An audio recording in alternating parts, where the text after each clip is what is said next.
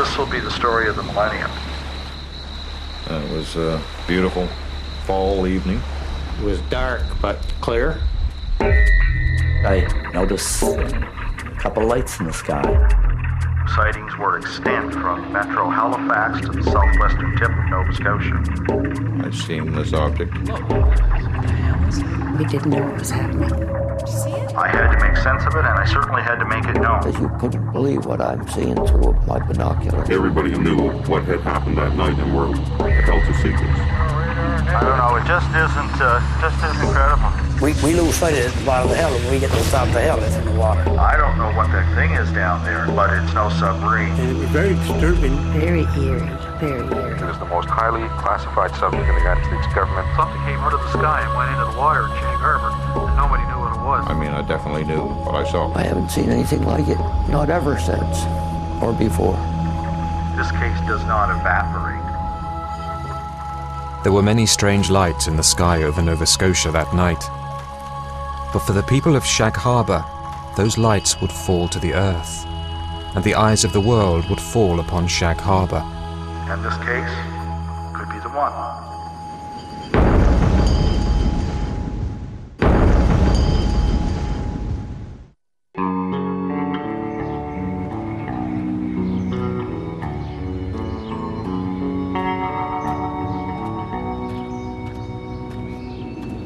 A genuine UFO experience transcends the individual, it transcends the culture, and it defies interpretation and application of the scientific method.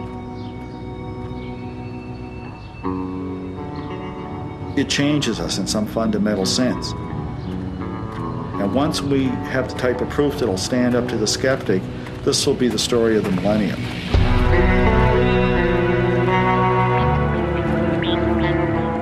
He's a bulldog. He goes at it, which is what you have to do a good job on a particular case.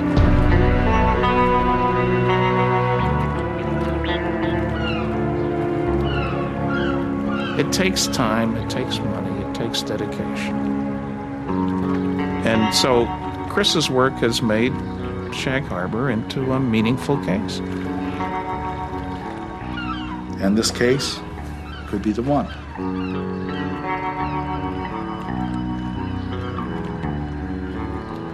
On October the 4th, 1967, the night of the UFOs, Chris Stiles was 12 years old.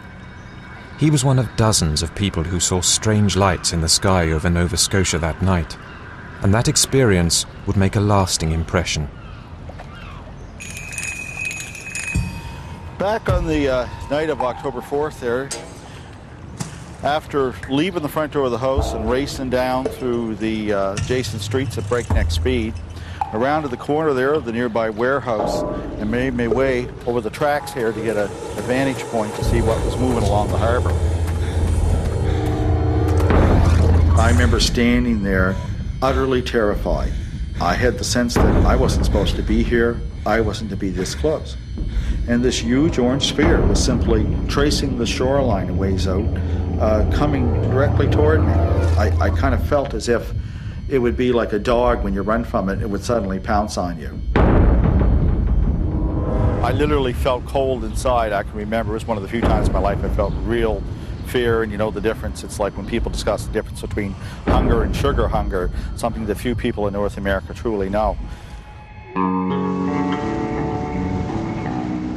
The next morning, Chris received a long-distance phone call from his grandfather in Shag Harbour, 150 miles down the coast.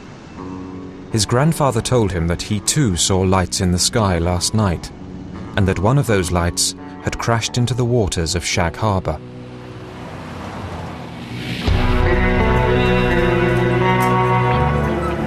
I think the Shag Harbour incident is very important because it's one of the very few cases where we have some really good indication that something came down close to military systems, was seen by people, and it hasn't yet brought forth the knives from the noisy, nasty negativists that Roswell has, for example.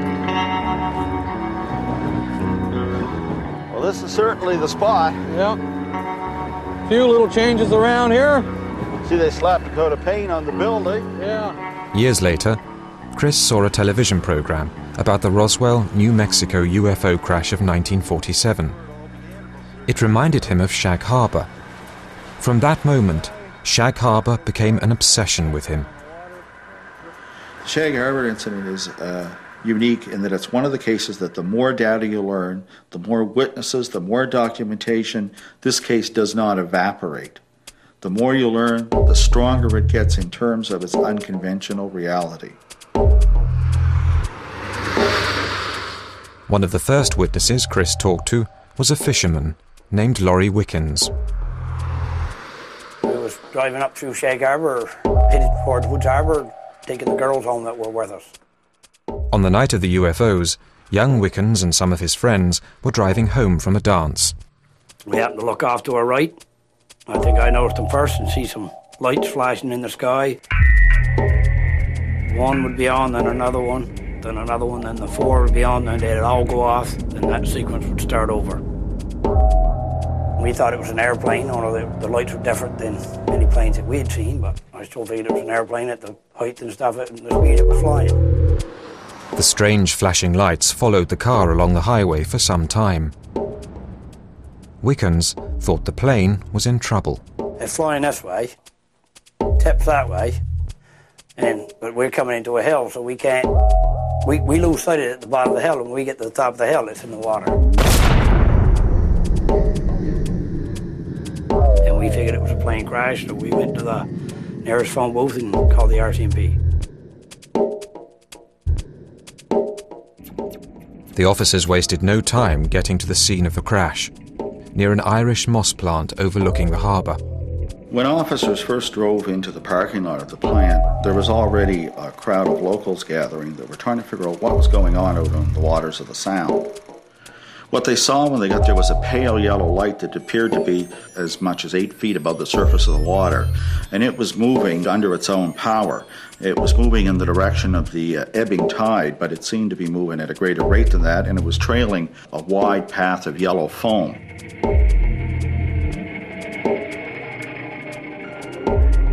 It just looked like a yellow globe. That's all we could see. While we was watching it, there was 3 RCMP officers, myself, and I do not know who else was there that watched it just disappear. It disappeared different than anything I ever see. It didn't look like it sank, it didn't look like it went out, I don't know, it just disappeared. Everybody still figured it was an airplane, the light of a plane. Or we all did, even the RCMP. They're all thinking that there's people out there either dead or dying, bodies may be floating around in the water. That's what they're thinking. Nobody's thinking UFO at this point.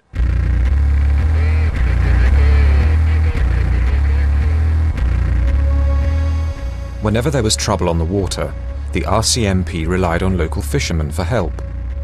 Lawrence Smith was on his way to bed when he received an urgent phone call. He said, I think we've got a plane down the Sound. I said, oh my God, a plane. First thing I thought of was people in the water. We got out by the Market Boys and up through the rocks and out by the Prospect Point Wharf, and then we opened her up full speed. Smith and his crew were the first to get underway. Soon other fishermen raced to the scene, joining Smith in the search. When we got there, no lights, no people in the water where we thought there would be from a plane crash, and all we found was foam. Instead of wreckage, rescuers encountered a peculiar patch of foam that stretched for over half a mile in length. And it was very disturbing. There was a little smell like sulfur, burnt sulfur. Several local fishermen who witnessed the foam felt most strongly that this was not normal tidal foam. Besides the fact that they're acquainted with the local conditions, I mean, there were several key features that just made it just stand apart. The sparkle, the way it dissipated, the sheer amount of it and the density of it implied something quite unusual. I've been fishing that area for 45 years. I have never seen any foam like that ever on the water. And if you were motoring out through, going fishing, and you went through something like that, you would stop and say, "What's been going on here?"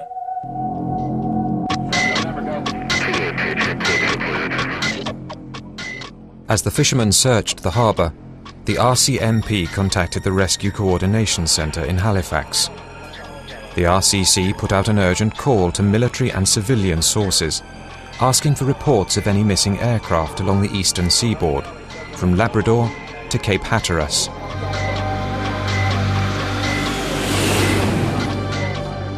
Coast Guard Cutter 101 from nearby Clark's Harbour was immediately dispatched to Shag Harbour to aid in the search effort.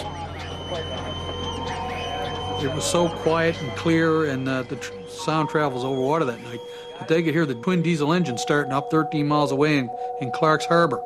And then it raced over probably about 8 to 10 knots to get over to the area. By the time 101 reached the area from the nearby life-saving station, the foam had dispersed, but the boats were still plying their lights on the water and looking for any clue as to what may have struck the water surface. Again, concern ran high for the possibility of survivors. An hour later, the word was coming back from RCC in Halifax that nothing was missing. There was no military aircraft missing, no commercial aircraft missing, no private aircraft that were on flight plans were missing. So everybody at this point is wondering, well, what are we looking for? There's nothing up there. We have nothing. Something came out of the sky and went into the water at Shag Harbour, and nobody knew what it was.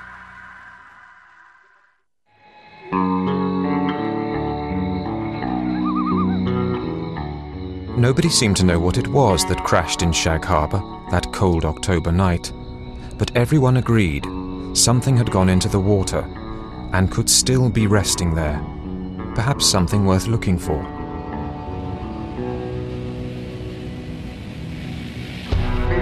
Shag Harbour was making waves in the media too. Newspapers, tabloids, and even a comic book jumped on a sensational headline story written by Chronicle Herald reporter Ray McLeod. It was not his usual sort of assignment. We had reports of lights going down into the water, and the RCMP were telling us that their people had seen it, various people in the boats had gone out, and I was on the phone getting everyone I could to talk to me, and gradually started piecing together what had been seen that night. A contact I had in the armed forces gave me a number to call in Ottawa for a squadron leader, Bain, who tells me that he was heading a Canadian Armed Forces unit that basically investigated and cataloged UFOs. It was almost like the American Project Blue Book, which I had never heard of and didn't know existed. He said, yeah, this sounds like an incident that may have something concrete in it, which they made into a headline for the paper. In my judgment, it became a headline story because we had RCMP officers who not only saw it, but were making public statements that they saw it.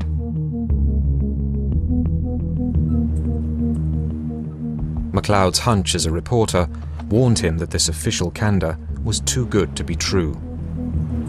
One of the strange things was that at that time, the RCMP was totally cooperative because they were not sure what had happened and what had gone down. And as the story progressed, we started to get less and less from the official sources of the RCMP and more from just the ordinary people in the area who had seen something happen and had gone out in their boats to investigate it. As officials intensified their search and prepared for an immediate dive, the locals began to pressure the RCMP for some answers. I asked him if he found out anything about the plane yet, and he said they've identified it as a UFO. I asked him what he was talking about, more or less. He wouldn't say no more than that. That's all he would say.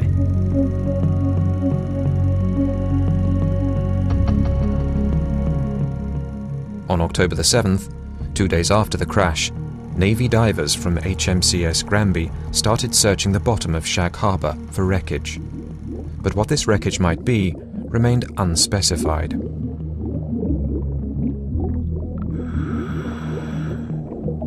The waters off Shag Harbour are shallow and the currents are strong. The Navy divers knew if the wreckage had not been swept out to sea, they would soon find it.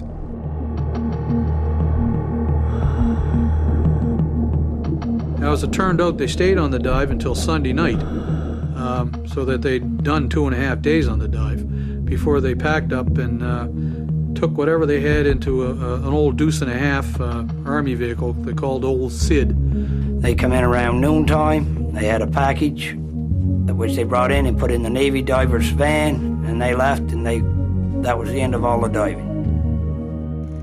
Residents of Shag Harbour claim they watched as the military hauled something out of the harbour. When they quizzed the divers about what this was, the divers simply responded by claiming that these things were markers they used on the bottom to keep their orientation. It's hard to imagine that you would have markers that would have in their description constituted a hazard when you're under the water. They were simply quite jagged, twisted, etc. It just doesn't line up. Strangely enough, if you go by the military documents, the divers found nil. That's not a bit of anything. Nothing in the water.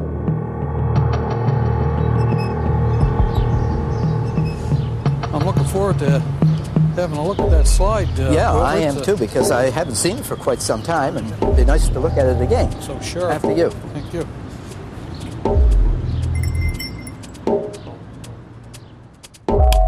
No one has ever learned what the Navy pulled out of Shag Harbour in that week in 1967. Local investigators would have to look elsewhere for clues to the origin of the crashed object. One such clue may come from the night of the UFOs itself. Photographer Wilfred Eisner was yet another witness to the strange lights in the sky. They were there for a reason. There's no doubt about that. And there were more people that seen them than myself. Eisner and two of his friends were burning an old boat on Mason's Beach, east of Shag Harbour. On one of these times when I went for driftwood, I noticed a couple lights in the sky. I thought it was kind of curious. And I thought, well, better take a picture of them. He had planned to take photos of his boat for posterity, but instead, he captured the only existing photograph of the UFOs. Well, that's it, right above where them people are.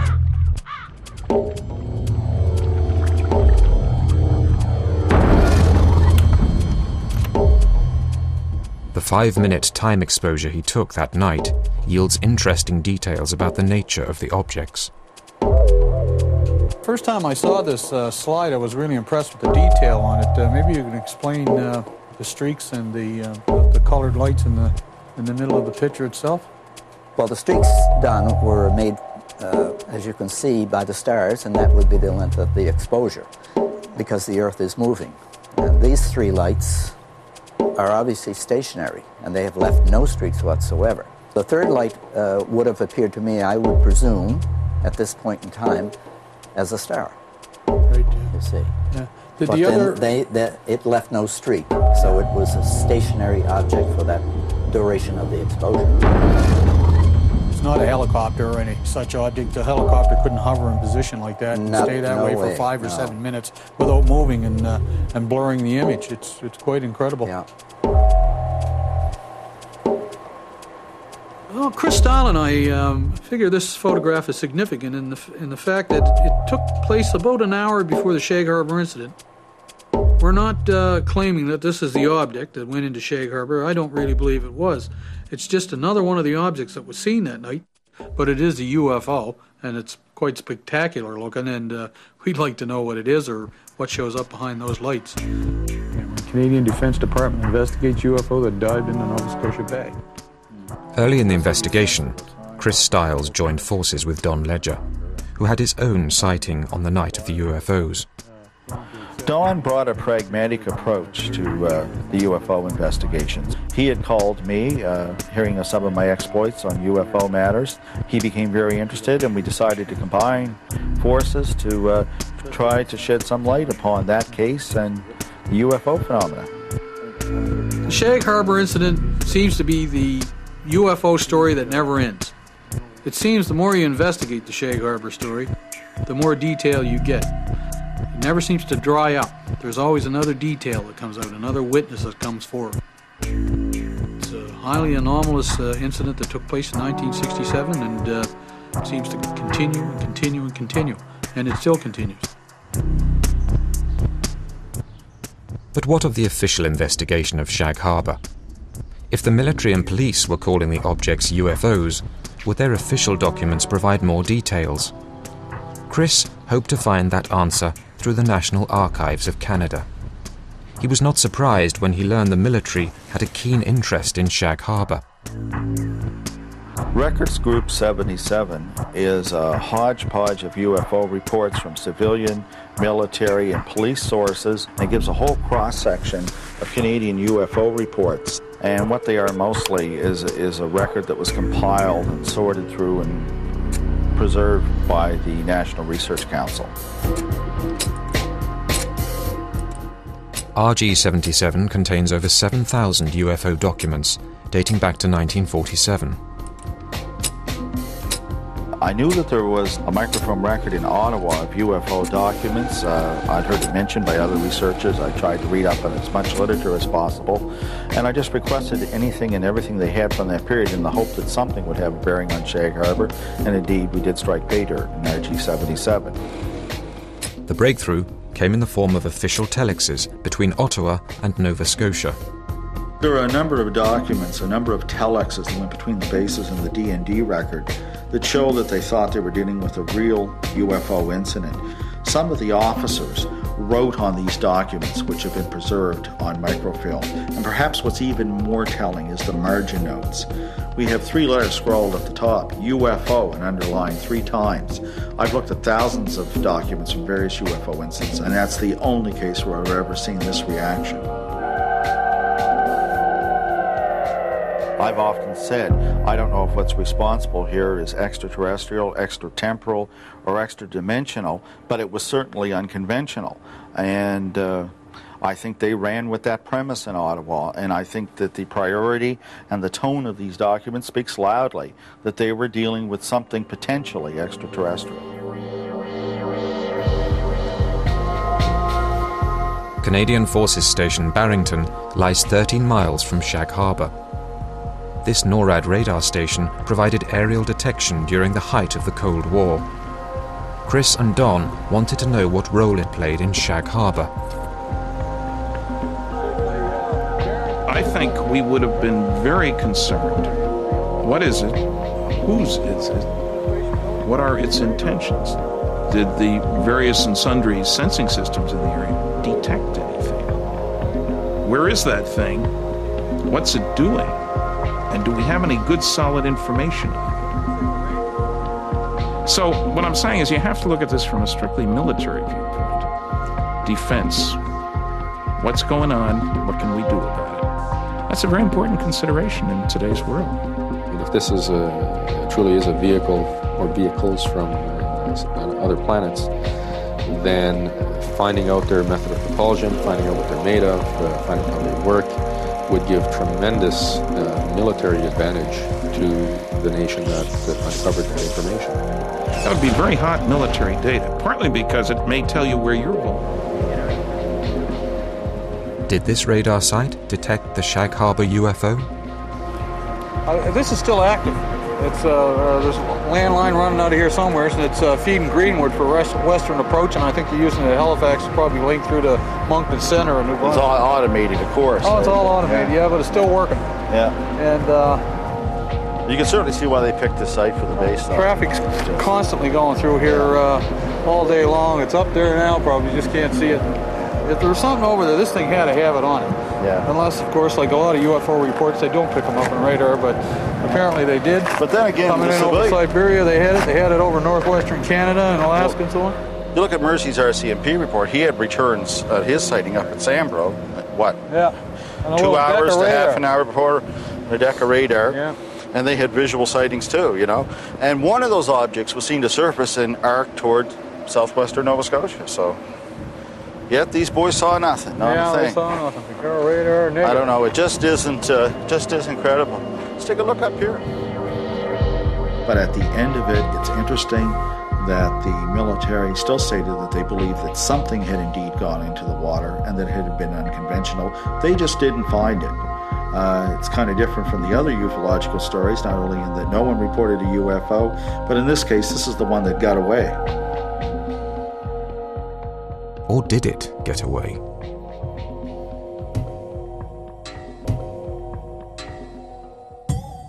When the first atom bomb was tested, July 16th, 1945, rather successfully out in the middle of nowhere in New Mexico, Trinity site, people saw it 100 miles away, even though it was 5:30 in the morning.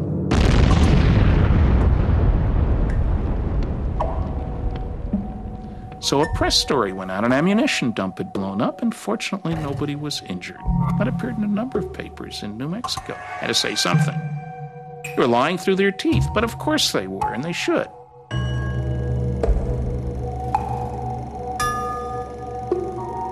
Whether you're looking for a crashed saucer, a downed Soviet piece of hardware from space, or a downed American piece of hardware from space, it's all the same problem.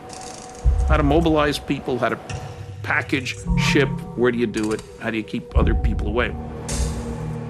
A former staff member of the Barrington radar station breaks this military code of silence. It had involved a lot of people. It was a big event. And they had thought that it was something out of the normal. And everybody inside that room knew what had happened that night and were held to secrets. He was briefed by his commanding officer about what the radar actually detected that night. He had seemed to think that it had entered the airspace somewhere in northwestern Canada and it sort of wobbled through the atmosphere until it limped into Atlantic Canada. That it almost hit an airplane somewhere outside of Quebec, and that it had crash landed in Shag Harbour, that there was another one tending it, and that after the event, they both had moved.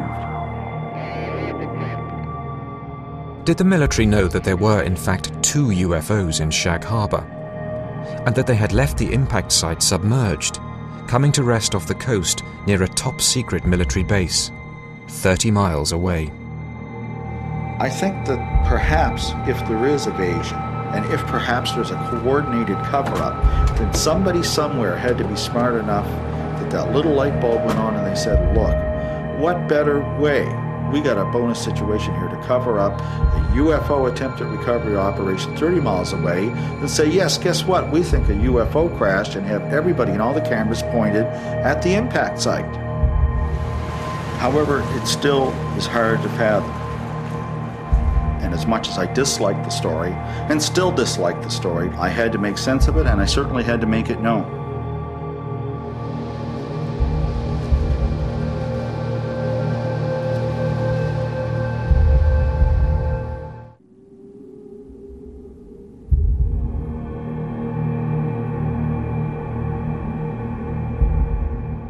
The UFO incident that stunned Nova Scotians in October 1967 was not the first in Canada. The story that wouldn't go away has its roots in an event that occurred over Ottawa in 1954, 13 years earlier.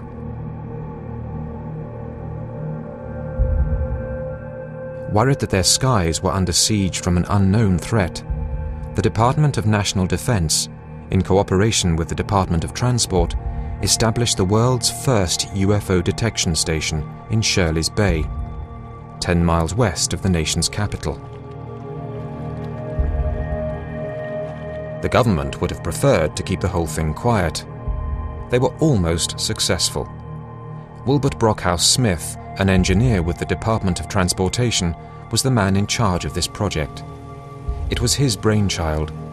Smith believed if he could find a flying saucer, he could duplicate its technology.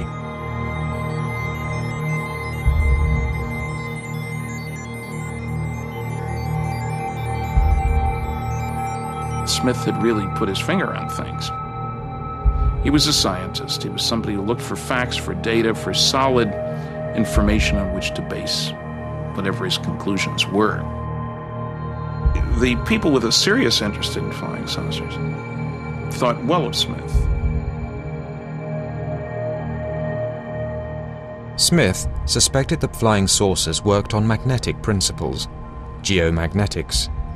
He hoped to confirm his theories if only he could speak to the right people, the people who knew about the discs. Smith, in addition to being involved with the Department of Transport, had strong connections with the Canadian Department of National Defence, most specifically the Defence Research Board, the DRB. In charge of the DRB was a fellow by the name of Dr. Omand Solant. He was the chairman of the Defense Research Board.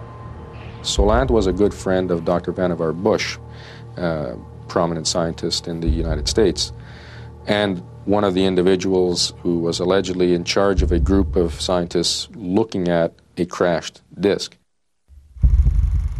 Dr. Sarbacher enters the picture because he worked for the American Defense Research Board, the equivalent of ours. Sarbacher's work was in guided missiles, missile propulsion. And it's as if everybody was in a community that in a position to know each other and know of each other's work. Smith got his wish, and the resulting handwritten notes from his meeting with Sarbacher became the basis of Project Magnet. Smith, then the saucers do exist.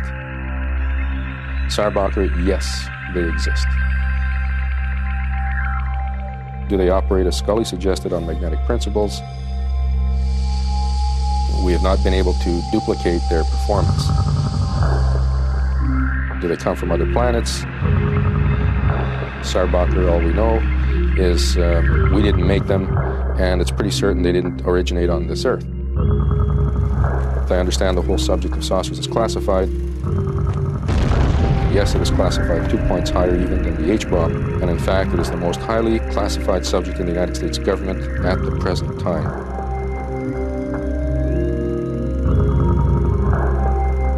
A key thing for me was number 3, that their modus operandi, how they work, is as yet unknown, but there's a small group working under Dr. Vannevar Bush, and he was a very important figure in the United States in technology development like the Manhattan Project and proximity fuse and radar and so top dog, no question. The Canadian government encouraged Smith in Project Magnet, but on a Canadian budget. They gave him a little building, a little shack in Shirley's Bay, and he equipped it with equipment that he borrowed from his own department, from the University of Toronto and the Defense Research Board. There was equipment in there for measuring electromagnetic energy disturbances, for measuring gamma ray, X-ray type atomic disturbances. And the idea was he would have all of this set up and run it 24 hours a day in the hopes that if a UFO came by, it might be detected by one or two of these instruments. On August 3rd, 1954, a large magnetic disturbance overhead tripped the detection station's alarm bells. Smith, who was there that day, dashed out to look, but low clouds hid the target from his view. Smith declared that whatever flew over Ottawa that day had a greater magnetic profile than any aircraft seen before.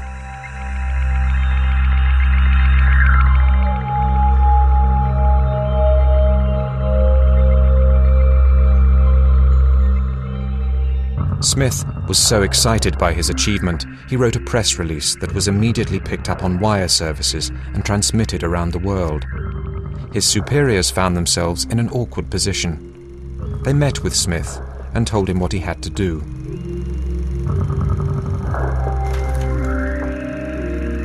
And Smith ended up shutting down the station.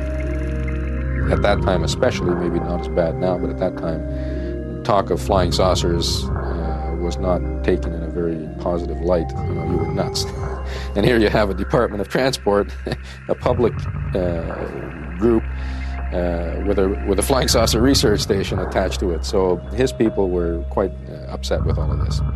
Again, we have the noisy negativists saying, one guy said, oh, he was demonstrably crazy.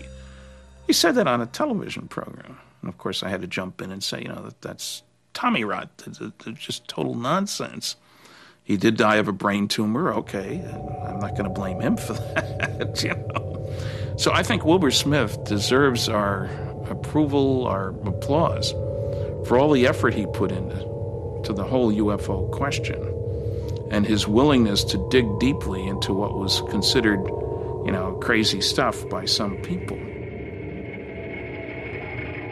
But by talking to the press, had Smith compromised the secrets of MJ-12, an American saucer retrieval program that is revealed in these documents? Those documents are the most important government documents, classified documents ever leaked to the public, because in summary they establish, if they're genuine, which I believe they are, based on detailed, careful scientific investigation, that A, flying saucers are real, that the United States government has recovered a flying saucer and alien bodies, that it set up an outstanding group of people to deal with it, and that aliens aren't infallible. One crashed.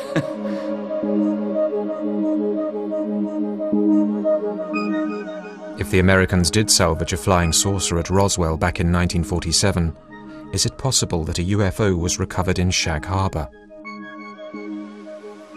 I was hoping to avoid all the controversy that had surrounded other known UFO crash scenarios, such as in Roswell. And to be honest, initially, I largely ignored it. I wasn't impressed by it whatsoever.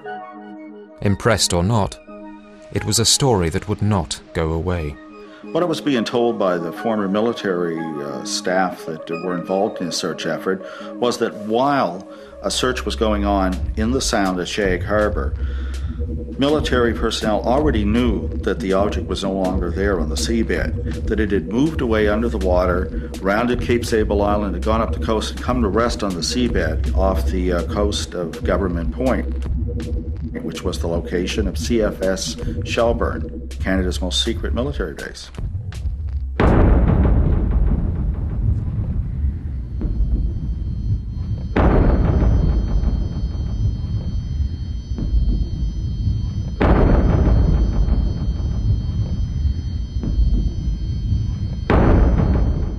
Canadian Forces Base Shelburne was a joint American-Canadian military base, shut down after the thawing of the Cold War.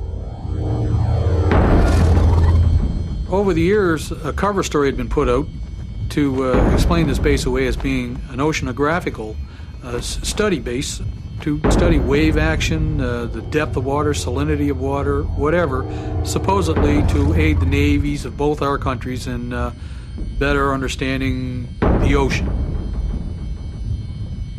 And it wasn't until really in the 80s that it really became known as for what it really was, which was a secret submarine detection base, detecting submarines all over the North Atlantic. The operation was part of the SUSOS system, an underwater network of microphones deployed throughout the North Atlantic. The signals were channeled ashore to CFS Shelburne at Government Point, where they were monitored 24 hours a day. In addition to that, they had another grid laid out under the water, which was called the MAD grid, or Magnetic Anomaly Detection Grid, which could detect the hull signatures of heavy metal vessels, submarines in particular, and they could pinpoint them on a grid as to where these particular vessels were when they were picked up. But why would the UFO travel to Government Point? You have to understand that Shelburne is part of a system for monitoring the Atlantic Ocean for the Soviet fleet, but more importantly for Soviet submarines.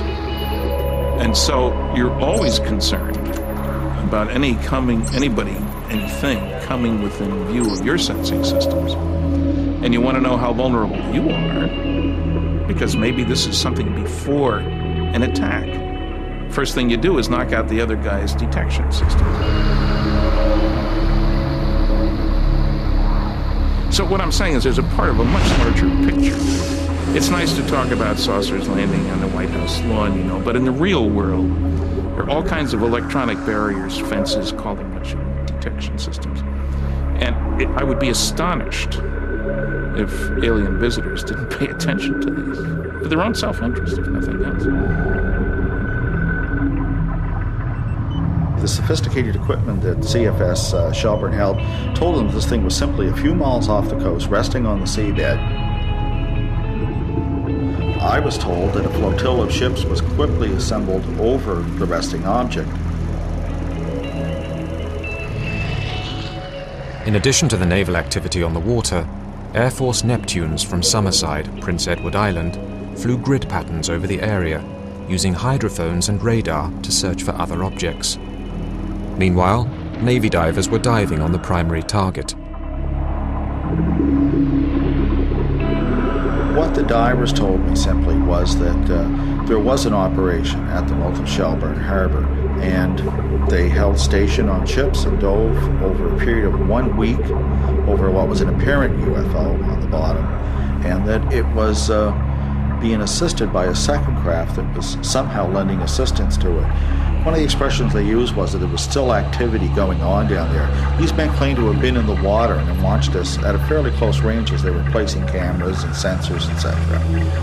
It's an incredible tale. Not only did they see objects down there, but they saw things as well. And we sort of have to leave that in to your own imagination as to what these things were. They're certain, or at least this particular diver is certain, that they weren't from here. He was definitely afraid to go any further than that because of the fact that he was with the military, and what we understand was not allowed to talk about them. Not only does he say that, but we've had evidence of other military personnel involved in this operation who say the same thing, that they're not allowed to talk about it on camera. They don't want their names mentioned for fear of some reprisals. Whatever that may be, we don't know. Other military personnel that were at this operation in a support role have suggested that there was a great deal of tension in the operation between American and Canadian personnel. At one point, one of the officers felt it necessary to intervene at one of these discussions that was spilling out around the mess, and he tried to contain it and tell the diver to keep the comments down and that, you know, they shouldn't be talking about the operation over a Russian sub. And to which the diver responded saying, I don't know what that goddamn thing is down there, but it's no submarine. It isn't anything from this planet. And, like, you can say whatever you want, but we know what we're saying.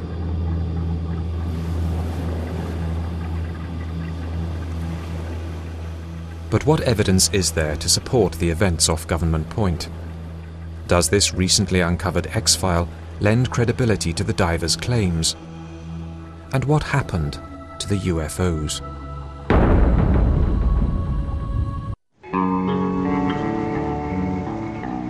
Until recently, the tale of the Shag Harbour UFO's journey to Government Point, where it was detected and observed by the military, has remained a secret.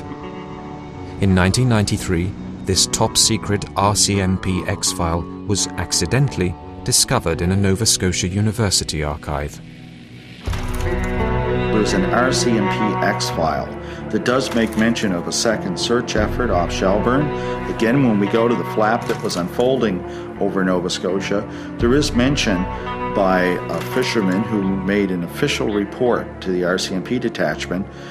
His second last sentence of the statement is very telling in that it says, perhaps it is like the thing they were looking for down off Barrington Passage, or Shag Harbour, or off Shelburne. This seems to give some indication that there was indeed a second and simultaneous search effort. And 1 week later, our former 12-mile limit was violated by a Soviet submarine that was approaching this thing. The ship's broke station sailed toward the approaching submarine to show challenge. At this point, the UFOs on the bottom become active, move under the water back down to the Gulf of Maine, break the surface and fly away. To date, the military has not released any documentation that would lend credence to a retrieval operation at Shelburne, but that doesn't deter Chris and Don in their investigation. I don't know who would have been in charge and overseen such an extensive operation off the coast of Shelburne, but I do know from discussing it with DND staff in Ottawa that they deny having any role in it. I've often wondered whether now anything could be found off of Government Point. I seriously doubt it. If this thing, as the story goes, was as big an operation as we believe it was, I can't imagine them leaving anything on the bottom for anybody else to find. Chris and Don still believe that Shag Harbour will someday offer up her secrets. Hard to believe this was a top-secret military base at one time. Yeah, looking at it today, I can't really picture it as being the coordination center of anything, but I suppose back during the Cold War, it was probably pretty spick and span back when Old Glory flew over there beside our own flag there. You got to wonder whether maybe it was kept this way on purpose to make it look banal, you know, not draw attention. You know, to throw off what the true purpose of the base was. And as part of the small but determined band of UFO investigators worldwide, they continue to search for the truth behind the lights. And if you're asking me, what does Shag Harbour have to offer, I believe in the end, ultimately, a greater understanding of the UFO phenomena. If we can truly take the case to another level and tie down those things we missed, whether it's the one big thing or the one little thing we've missed, we'll know better what's really going on in the skies. Are these things penetrating our skies and defense system? Probably, you betcha. Can this case shed light on it? Sure. Is it the best case? Maybe, maybe not. The best one is the one that hasn't happened yet. The best one is the one where we walk in and we have a piece of physical evidence that is undisputably of extraterrestrial origin, and I can throw it on the stage and it hits with a clang. That's when I'll be happy.